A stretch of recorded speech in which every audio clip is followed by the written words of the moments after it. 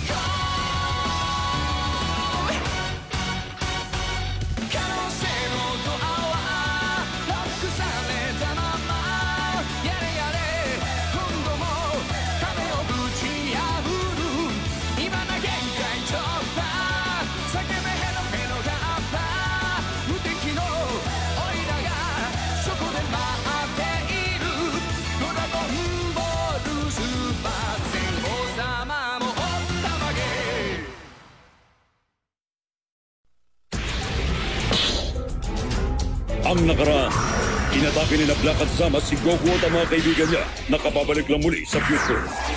Ang kapangyarihan nila ay malayo sa inaasahan ni Goku at ng mga kaibigan niya.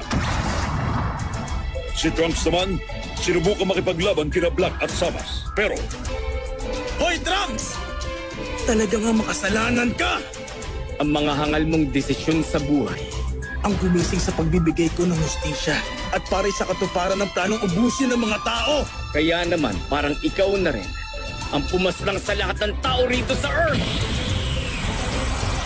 Kaya naman, ang walang awang mga akusasyong yun ang lalo nagpagalit kay Trunks at nagpalabas ng kanyang matinding kapangyarihan.